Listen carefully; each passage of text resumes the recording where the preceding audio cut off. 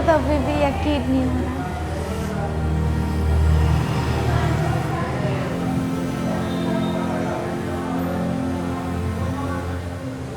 28 जून 2024 दिल्ली में हुई जोरदार बारिश ने इस परिवार की खुशियां छीन ली।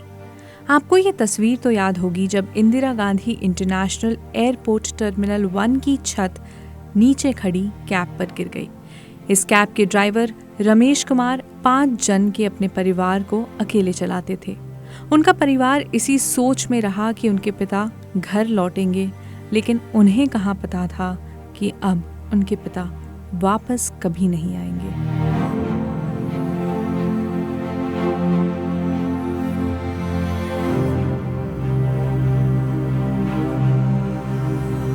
पढ़ाने लिखाने के लिए तो परदेश निकले थे, नहीं तो हम तो गांव में ही पड़े रहते। नहीं, बच्चों को पढ़ाना लिखाना है, उनकी बहुत ख्वाहिश थी। मेरी छोटी वाली बेटी पुलिस में जाएगी।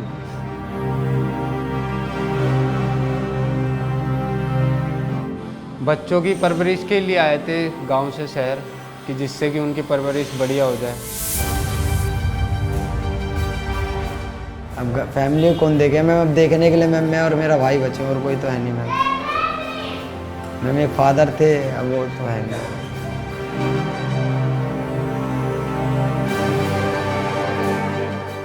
वो थोड़ा सा टाइम बे टाइम भी कर लेते थे, वैसे टाइम टेबल चलाते थे।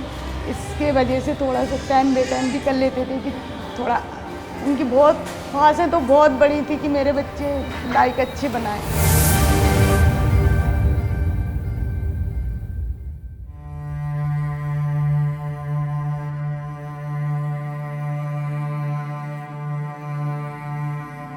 मैम सुबह मैं उठा, मेरे पास फ़ोन आया किसी कैब ड्राइवर का कि ये गाड़ी है, उनके जानकारी में कोई था।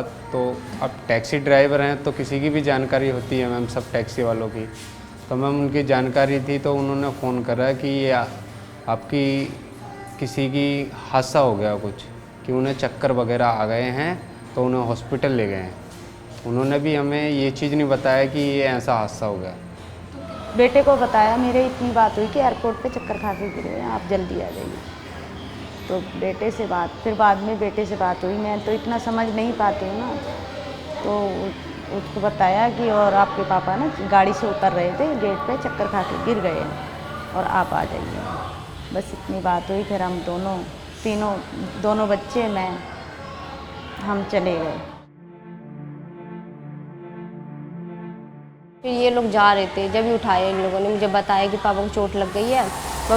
मम्मी थोड़ी डर रही थी, और फिर मम्मी ने दूध गर्म करवाया पापा के लिए। चोट लग गई होगी, हल्दी वाला दूध गर्म कर लेते। 2 पराठे बनवाए मेरे से कि पराठे बना दे, खा लेंगे अगर चोट हो, भूखे होंगे। तो मम्मी ने दूध गर्म करवा के पराठे पैक करवा के मम्मी चली गई। बारिश हो रही थी खूब तेज, इतना जाम था, 2 घंटे लगे हमें जाने में। पहुँच गए हम, हमें कोई कुछ नहीं बताया। हमने पूछा कि हमारी कहाँ है, कौन से हॉस्पिटल में है, हमें ये बताया कि चक्कर खा के गिर गए। तो हमें हॉस्पिटल तो बता दो, हम डायरेक्ट अपने वहाँ पहुँच जाएंगे। कुछ नहीं बताया। कह रहे अभी वो सरकारी एम्बुलेंस ले गई है, वो अभी जब जौन से हॉस्पिटल में ले गई होंगी वो नंबर देंगे, जब हम बात करेंगे उसके बाद आपको बताएंगे। हमें कोई जानकारी नहीं मिली। जब हम एयरपोर्ट गए थे, तो एयरपोर्ट जाने के बाद वहाँ पे पुलिस वालों ने हमें थाने में जाके बैठा दिया। सुबह से मैम शाम हो गई। मैंने ही चिल्लाई, मैंने कि बहुत देर हो गई है, आप लोग ना तो बता रहे हो कि कौन से हॉस्पिटल में गए हैं, कौन से हॉस्पिटल में नहीं गए। हम अपने आप इलाज करवा लेंगे, हमारा आदमी हमारे को दो, जैसा भी हो हम अपने आप करेंगे।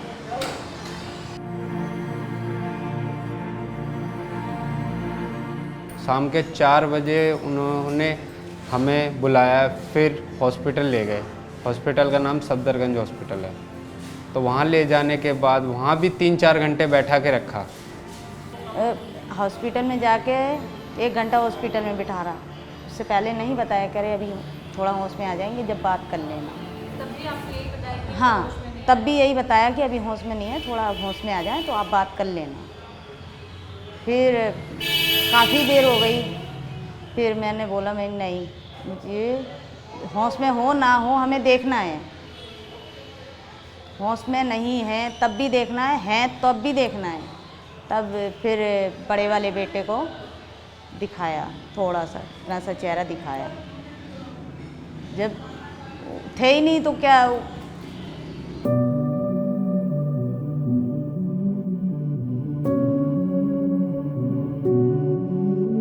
फिर उसके बाद फिर अब हमने बॉडी देखने गए तो मैम वो बॉडी नहीं दिखा रहे हैं मैम। वो फिर अगले दिन की गई कि अगले दिन बॉडी ले जाना।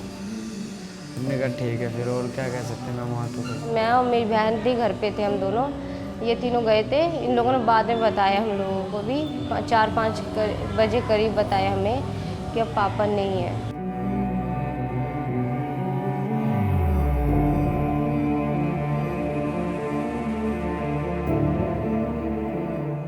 मैम वहीं पर बैठा के रखा था हमें, ना कोई हेल्प करी ना कुछ भी, सब चीज़ हम ही ने करा था। बॉडी वगैरह भी हम ही ले गए थे, पुलिस वालों ने कोई हेल्प नहीं करी हमारी। तो मैम उस चीज़ से हमें मैम हमारी कोई सुनेगा नहीं तो मैम कुछ होगा नहीं। अगर यही कोई फिल्म स्टार के साथ या किसी सेलिब्रिटी के साथ हुआ था तो मैम आज के टाइम पे एयरपोर्ट ठप था मैम इस चीज़ से। और मैम वो टर्मिनल ही एक तरीके से बंद हो जाता है, एयरपोर्ट ही एक तरीके से अभी इस टाइम बंद होता। क्योंकि मैम हम गरीब आदमी, तो मैम हमारी कोई सुनवाई नहीं है, ना कुछ है, ना मैम हमारी कोई सुनने को राजी होता। अगर मैम ये बड़े आदमी का होता है ना तो उसकी सुनवाई क्या मैम, वो एयरपोर्ट ही बंद होता मैम उस चीज़ से। मैम हम गरीब आदमी में हमारी कोई सुनवाई नहीं, हम कुछ इस चीज़ में इतना ज़्यादा कुछ कर नहीं पाएंगे।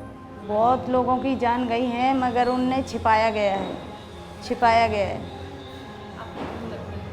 ऐसे लगता है मेरे को अंदर से, जितनी गाड़ियां दबी हुई थी उस हिसाब से जान गई हैं। जो गाड़ी रमेश चला रहे थे वो तो मैंने आंखों की देखी बात बता रही हूँ। मैंने खुद देखा है कि कितनी गाड़ियाँ, कम से कम 10 गाड़ी दबी हुई थी उसमें नीचे। तो उनकी बच गई होगी जान, नहीं बची होगी। तो मतलब मीडिया भी नहीं आई थी, उन लोगों ने काफ़ी जनों को निकाल दिया है। पहले जो जिनकी गाड़ी थी उनको सिर्फ बताया है, बाकी जिनकी गाड़ी नहीं थी, जो फ्लाइट से आए थे, उनको भी लगी होगी, उनको नहीं बताया है, सबको निकाल दिया बाहर। बाद में मीडिया को पता चला ऐसा ऐसा हुआ है। और एक की मौत बताई, काफ़ी मौतें हुई हैं वहाँ पे, बताया जा रहा 50-60 लोग थे वहाँ पे। चोट नहीं आई होगी उनको, आई होगी, पर वो नहीं बताया मीडिया ने बस बताया 4 लोगों को, 4 घायल हैं, 1 मौत हुई है बस। मैम इसमें सबसे बड़ी गलती तो मैम एयरपोर्ट वालों की और मैम सरकार की है। मैम इतनी बड़ी चीज़ है यहाँ, मैम एक तरीके से बहुत बड़े बड़े सेलिब्रिटी भी आते जाते हैं। मैम एक तरीके से हादसा तो हम जैसे गरीबों के साथ हुआ है तो मैम इतनी कोई सुनवाई नहीं है। और मैम यही कल के दिन किसी फिल्म स्टार के साथ हो जाए तो मैम ऐसा हो जाएगा मैम कि मतलब किसी फिल्म स्टार के साथ हो जाए और मैम ऐसे ही चलते रहे, कोई किसी की सुनवाई ना हो। मैम ऐसा होगा? नहीं होगा। वो क्यों नहीं होगा मैम? क्योंकि मैम हम गरीब आदमी, मैम हमारी कोई सुनने वाला नहीं है। बोल रहे थे 5 दिन बाद खुलासा होगा, क्या है, ठीक है, अभी तक 5 दिन हो गए और कोई खुलासा नहीं हुआ, क्या हुआ क्या नहीं। जब अब से यही बोल रहे हैं कि बस ये कर रहे हैं वो कर रहे हैं, अभी तक ये नहीं देख पा रहे। CCTV कैमरे इतने सारे लगे होंगे, इतना बड़ा वो एयरपोर्ट है, सोचो उसमें क्या वीडियो नहीं आई होगी, कुछ आई होगी ना।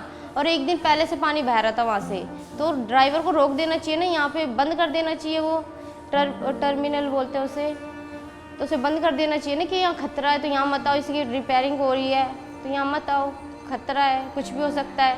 वो पहले से हो रहा था, वीडियो पहले से बन रही थी, रील वील डल रही थी, तो इन्हें ध्यान देना चाहिए था। लापरवाही की है इन लोगों ने।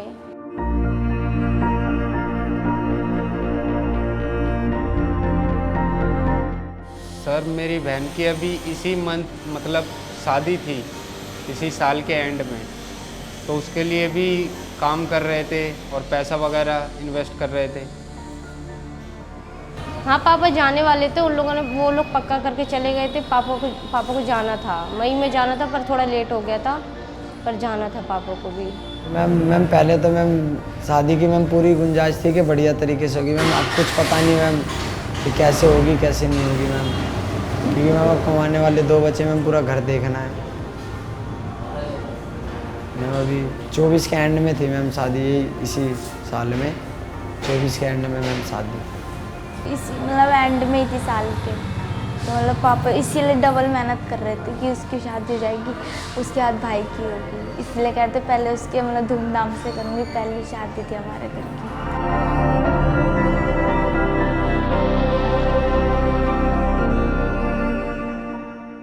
बच्चों की परवरिश के लिए आए थे गांव से शहर, कि जिससे कि उनकी परवरिश बढ़िया हो जाए, क्योंकि गांव में तो इतनी फैसिलिटी है नहीं कि जो बच्चे बढ़िया हो जाए, और रोज़गार के लिए आए थे। उनको 25 साल हो गए। अभी टैक्सी तो अभी करी थी, उससे पहले नौकरी करते थे। पढ़ाने लिखाने के लिए तो परदेश निकले थे, नहीं तो हम तो गांव में ही पड़े रहते। नहीं, बच्चों को पढ़ाना लिखाना है, उनकी बहुत ख्वाहिश थी। मेरी छोटी वाली बेटी पुलिस में जाएगी, ये टीचर बनेगी, बड़ी वाली बहुत ख्वाहिशें थी। खैर मैं सब करूँगा। तो पापा का सपना था मुझे पुलिस में भेजने का, पुलिस में भेजने का। मैंने कहा तो मुझे पुलिस में, पापा कह रहे तू मेहनत कर, मैं करूँगा जो करना है, जितने पैसे लगे मैं लगाऊंगा। मैं तो मैम वैसे टीचर बनना चाहता था मैम, पर मैम अब वो तो सपना अधूरा ही रह गया मैम, क्योंकि अब घर में काम तो करना ही पड़ेगा मैम। नहीं तो मैम अब फैमिली को कौन देखे मैम, अब देखने के लिए मैम मैं और मेरा भाई बचे, और कोई तो है नहीं मैम। मैम एक फादर थे, अब वो तो है नहीं। पिता को खोने का दुख एक तरफ और आगे की जिंदगी बिताने का दुख दूसरी तरफ। आज ये परिवार सरकार और प्रशासन से सवाल पूछ रहा है अपने भविष्य के लिए। कि हमारे पास तो सिर्फ एक फादर ही थे जो कमाने वाले घर के, अब उनके अलावा हम तो पढ़ने लिखने वाले बच्चे हैं। अब हम पढ़ने लिखने वाले बच्चे काम कहाँ कर पाएंगे? क्या मांग है आपकी? मेरी मांग है कि मेरे बच्चों को जो सरकारी नौकरी चाहिए, चारों बच्चों को सरकारी नौकरी चाहिए, मेरे को मुआवजा चाहिए, ताकि मेरा ज़िंदगी कट जाए, मेरी बच्चों की लाइफ जो अधूरी ना रह जाए। जो उनकी लाइफ थी, उनकी ख्वाहिशें थी, अंदर से इतना पढ़ाया लिखाया, उनके ऊपर एक भी कहते थे नहीं अभी काम नहीं करना, तुम पढ़ो, मैं लगाऊंगा पैसा, मैं तो कर रहा हूँ। किराए से रहती थी। बच्चों को लेकर मुझे सपने काफ़ी बड़े, बहुत बड़े सपने थे, बहुत खुश थे कि मेरे बच्चे पढ़ रहे हैं, लाइफ मेरा नाम रोशन करेंगे। और सरकार जो योजना दी थी हमें करने की 20 लाख रुपए की, मैम उससे हम बिल्कुल संतुष्ट नहीं हैं। कुछ नहीं आया। क्यों आए थे एक दिन, हाँ, तो 20 लाख दे रहे थे, हमने तो मना कर दिया कि क्या फ़ायदा इसमें, इससे बढ़िया तो देखेंगे जो भगवान करवाएगा वो होगा।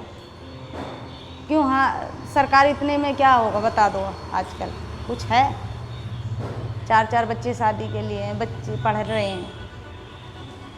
अरे इतना दो कि ताकि मेरी भी ज़िंदगी पार हो जाए। बच्चों के लिए नौकरियां चाहिए सरकारी, प्राइवेट नहीं चाहिए, सरकारी चाहिए, चारों बच्चों को नौकरियां चाहिए। तो आपने कहा बोला है।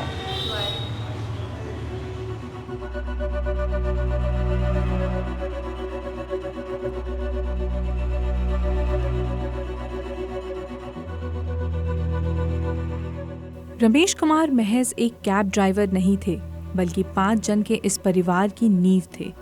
वो अपने 4 बच्चों के हीरो और अपनी पत्नी की पूरी दुनिया थे। आज उनका परिवार उनके साथ बिताए पलों को याद कर रहा है। अच्छे थे सब, बहुत अच्छा नेचर था, कभी गलत किसी से बोले नहीं, कभी लड़ाई नहीं करी घर में। कभी सब्जी लाने के लिए भेजो तो जो महंगी, कहीं भी जाएंगे ना, जितने की बोलेंगे उतनी की लेके आएंगे। कम करना नहीं आता, वो भी हम बोलते थे कम तो करवा लिया करो। पापा पापा लोग कि कुछ भी कहो, पापा को कहो, कहते थे कोई पैसे की चिंता हो, जो चीज़ चाहिए मेरे से बोलो मैं दिलाऊंगा। जैसे मम्मी से भी नहीं, किसी से मेरे से बोलो, जो भी बोलते पापा दिला देते थे। पापा हमेशा कुछ भी अच्छा करो तो हमेशा प्यार से बोलते थे। कहते बेटी नहीं है हमारे, बेटा है दोनों। जब ना ड्राइवर मतलब कुछ जब किसी को छोड़ के आते थे, फ्री होते थे थोड़ी देर के लिए, तो हमसे बात करते थे क्या हो रहा है। फिर कोई किसी की बात होती है तो वो बताते थे कि ऐसा हुआ वैसा हुआ। तो कभी कारण ना हमें गुस्सा आती थी कि पापा फ्री होते हैं, हमें बोर कर देते हैं पापा, कि मतलब वो फ्री होते हैं, हम काम कर रहे होते हैं उस टाइम, तो पापा फिर वो बार बार फ़ोन करते रहते थे कि मतलब तंग भी करते थे पापा, मजाक में हंसते रहते थे कि मेरा फ़ोन क्यों काट रहे तुम, मैं फ्री हूँ तो मेरे से बात करो तुम। डांटते थे, मैं कहती थी सॉरी बोलो, जब काम करूँगी सॉरी बोलते थे। मम्मी कहती थी नहीं ऐसे नहीं बोलती, तो मैंने कहा बोलूँगी। पापा हर चीज़ मैं कहती थी मैं नहीं करूँगी, सॉरी बोलो, कह रहे सॉरी अब कर दे।